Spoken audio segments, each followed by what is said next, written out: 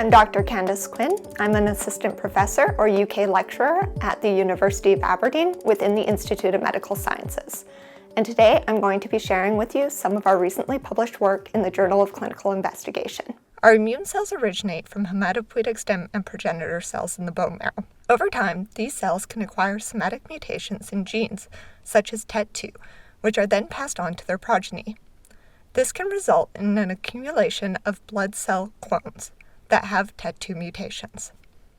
When these mutant clones and their variant alleles are found at a frequency of 2% or greater in the peripheral blood, it is defined as clonal hematopoiesis of indeterminate potential, or CHIP. The occurrence of CHIP increases with age, and it is estimated that 10 to 20% of adults aged 65 and above are CHIP carriers. CHIP is a known risk factor for several age-related conditions, including heart disease and hematopoietic cancers. But whether TET2 mutant CHIP is a risk factor for respiratory infections is less clear. The purpose of the study was to determine if TET2 mutant CHIP increases susceptibility to Streptococcus pneumonia, which is the leading cause of pneumonia in people over the age of 65. We first sought to determine the role of CHIP in pneumococcal disease risk using data from the UK Biobank. The cohort included over 400,000 individuals, of whom approximately 15,000 were CHIP carriers. We demonstrated that risk of pneumonia was significantly increased in individuals with CHIP after correcting for age, sex, and other covariates.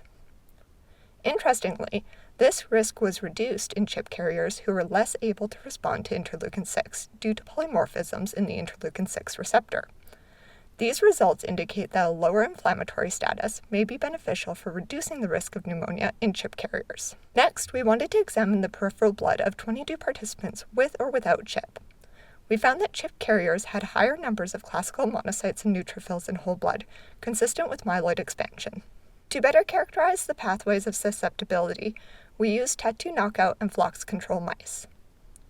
As with human CHIP carriers, the TET2 knockout mice had an expansion of total monocytes and Ly6E high monocytes in the peripheral blood. Monocytes expressing high levels of Ly6E have pro-inflammatory functions and are often associated with immunopathology and maladaptive responses to infection. Accordingly, we showed that these monocytes produce higher levels of TNF and interleukin-6 in response to LPS stimulation. To determine the clinical relevance of inflammatory myeloid expansion, we challenged TET2 knockout and flox control mice with Streptococcus pneumonia. We demonstrated that TET2 knockout mice had higher overall mortality and severe lung pathology, including widespread leukocyte infiltration compared to the flox control mice. Closer inspection of the lungs revealed an increase in F480 positive macrophages, but a decrease in Ly6G positive neutrophils in TET2 knockout mice. In contrast, evaluation of the blood revealed an increase in both monocytes and neutrophils in the TET2 knockout mice. We postulated that discrepancies between the blood and the lungs were due to impaired neutrophil migration into the lungs. In support of this, we found that CCR2 expression on neutrophils was decreased in the TET2 knockout mice. To determine whether the changes in myeloid cell populations altered pathogen load, we quantified colony-forming units from several tissues and found that the TET2 knockout mice were less successful at clearing Streptococcus despite the increased number of macrophages. To address if the impaired clearance was accompanied by excessive inflammation, we correlated inflammatory cytokines such as TNF with the colony-forming units and found a positive relationship. This data provides evidence that an exaggerated inflammatory response in TET2 knockout mice accompanies reduced bacterial clearance. Next, we sought to determine if differences in CFUs reflected impaired uptake or removal of pathogen by TET2 knockout phagocytes. Although we found no differences in bone marrow-derived macrophages, we demonstrate that neutrophil uptake and killing is impaired in TET2 knockout mice.